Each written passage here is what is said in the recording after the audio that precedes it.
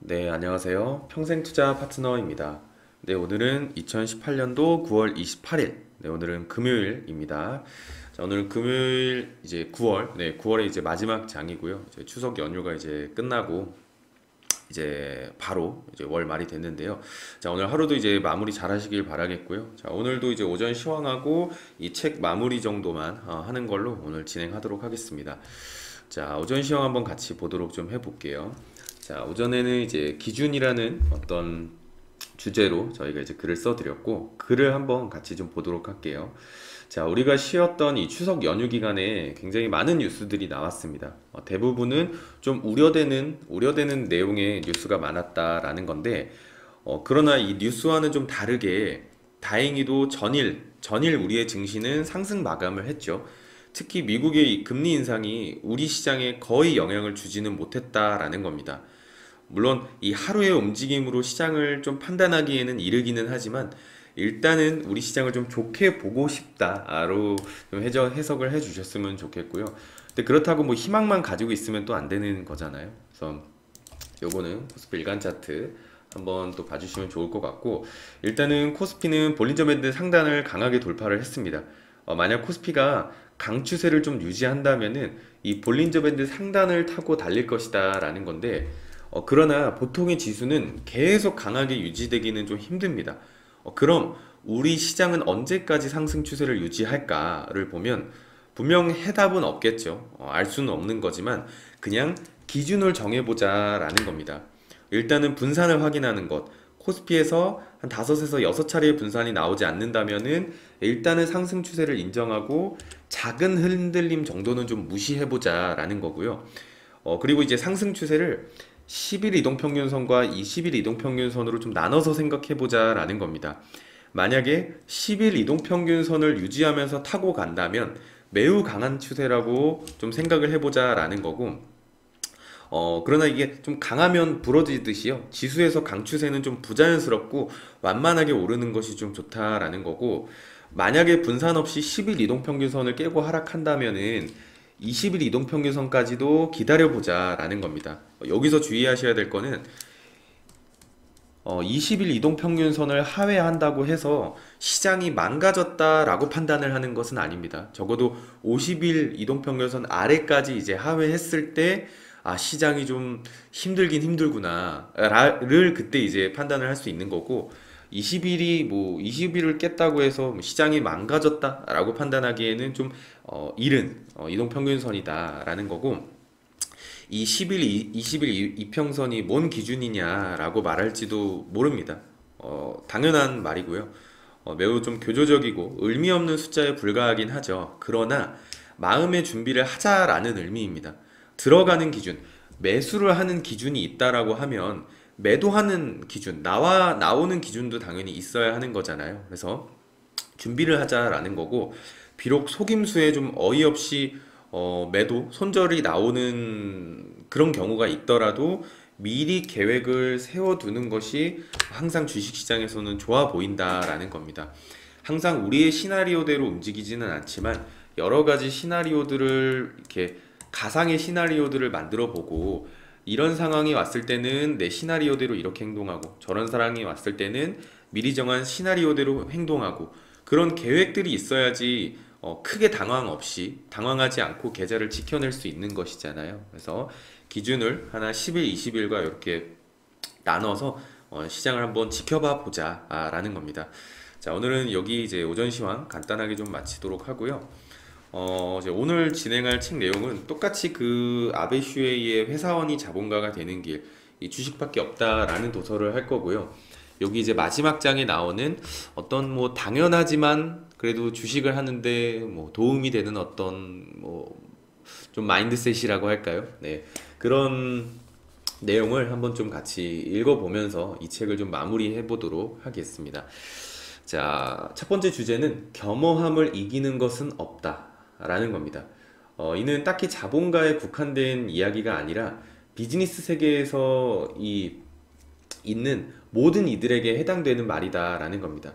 이 겸허함을 잊으면 어떤 일도 잘 해낼 수가 없다라는 거고, 건방질수록 주변에 적을 만들게 되기 때문에 이상한 곳에서 발목 잡히지 않게끔 항상 겸허한 마음을 가질 필요가 있다라는 겁니다.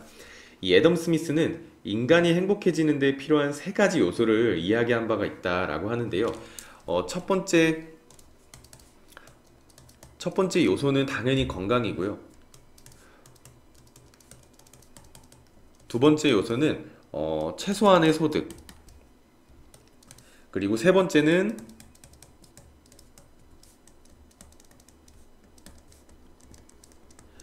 네, 그늘지지 않는 마음이다라고 합니다. 이 건강의 중요성에 대해서는 뭐 말할 필요도 없죠. 아무리 자본가로 성공했다 하더라도 건강하지 않으면 무엇 하나 즐길 수 없고, 어, 두 번째 이 소득도 중요하다라고 하는데, 물론 많은 사람들은 소득이 당연히 많으면 많을수록 좋다라고 말을 할 것입니다.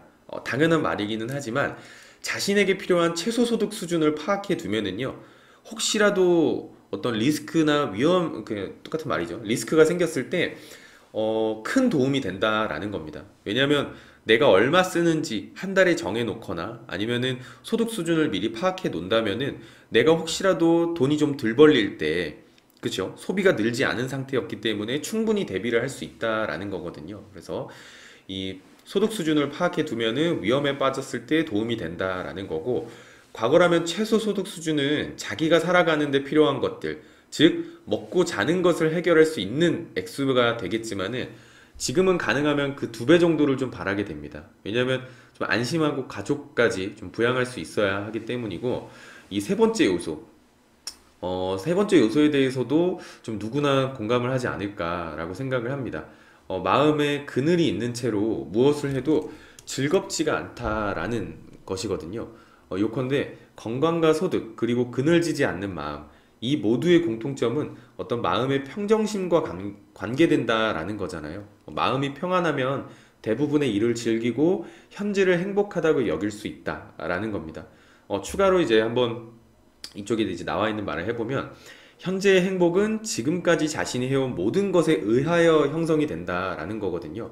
그러니까 지금까지 만난 사람들 및 지금까지 자신이 어떤 자신의 신상에서 일어난 일 모두 인과가 좀 된과 동시에 필요한 것이기도 하다라는 겁니다. 그렇기 때문에 감사의 마음에 좀 연결이 되는 것이죠.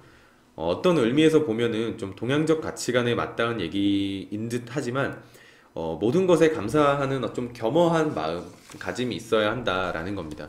좀 인과가 돌고 돌아서 최후에는 자신의 어떤 성공이라는 형태로 나타나겠죠.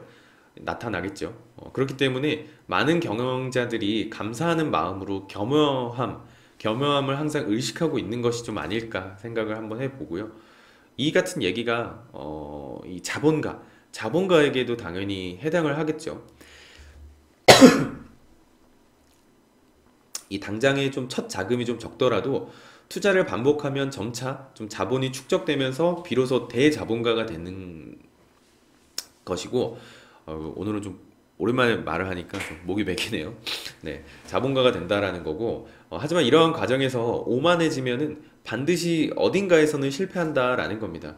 2000년 전후에 일본에서 이 자본의 논리를 내세운 그 행동주의 펀드들이 좀 몇 개가 등장했었는데, 대부분은 결국 오만 때문에 자멸했다라고 합니다. 자신의 돈이 됐든 타인으로부터 위탁받은 돈이 됐든 큰 돈을 손에 넣기 전의 마음을 그 돈을 손에 넣은 후에도 지켰는가가 중요한 거거든요. 그러니까 자신이 지금 오만한가 아니면 오만하지 않은가.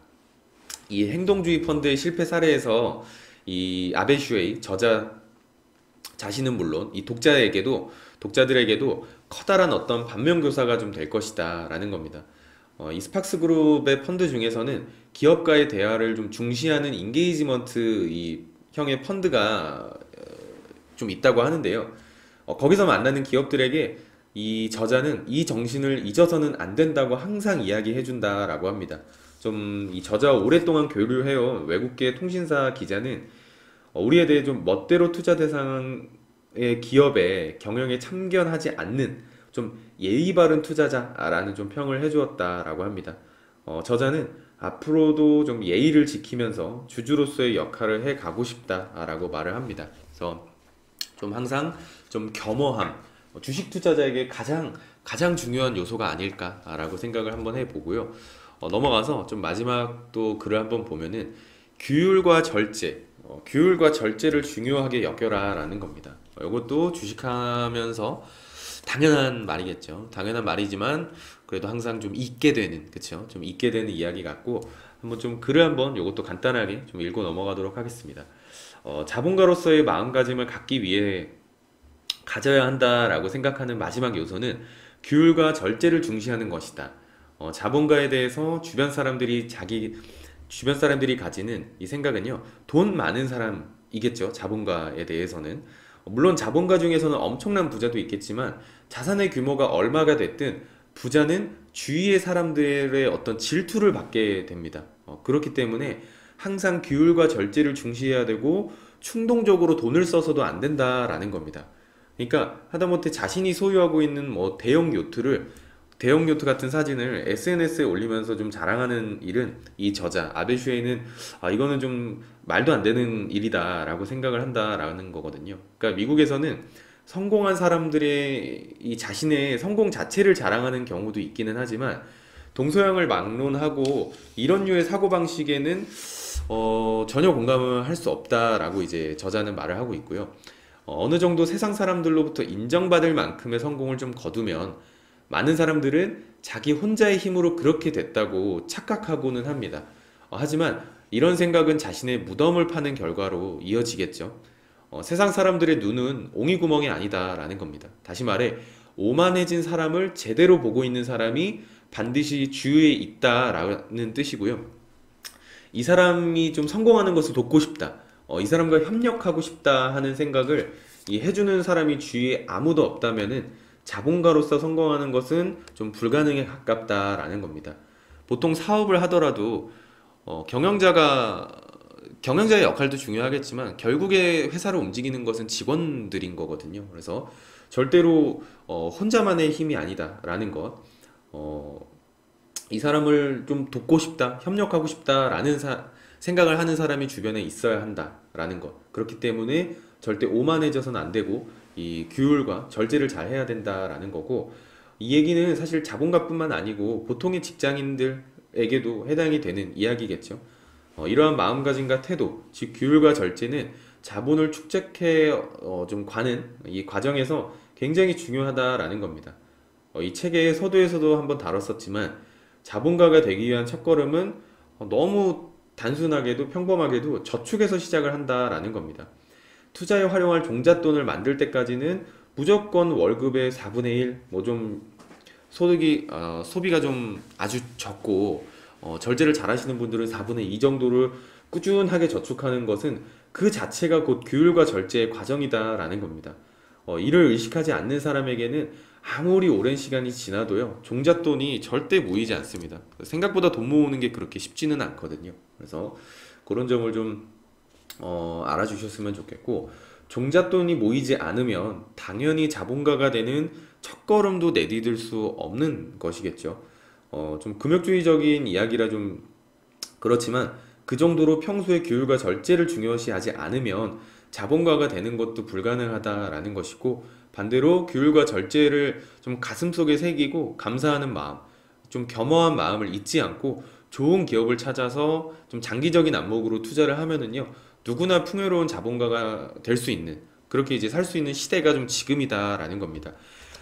제가 이 책을 저번 시간에도 한번 말씀드렸듯이 좀 큰 그림에서 좀 뭉뚱그렇게 좀 말하는 경우가 있어요. 그러니까 이렇게 하면은 돼 라는 그런 느낌. 하지만 그렇다고 해서 이 말이 틀린 말은 아닌 거거든요. 틀린 말은 아니지만 상세한 어떤, 그쵸, 디테일한 방법까지 어떤 기법을 알려주는 책은 아니다라고 이해를 해주시면 좋을 것 같고, 그럼에도 그래도 처음에, 그쵸, 주식 초보자분들이 읽기에는 괜찮은 책이지 않을까라는 생각을 한번 해보거든요. 왜냐면 처음부터 어렵게 뭐 기술적 분석, 뭐 재무제표 분석을 사실 봐도 이해도 안 되고, 그쵸? 일단은 마인드셋이 가장 첫 번째라고 생각을 하기 때문에 한번 좀 읽어보시면, 초보자들이 읽어보시면 좋은 도서가 아닐까라는 라고 생각을 해봅니다. 자, 오늘은 이 책은 여기서 이제 마무리하도록 하고요. 다음 주에 또 좋은 책으로 한번 찾아뵙도록 하겠습니다. 자, 감사합니다.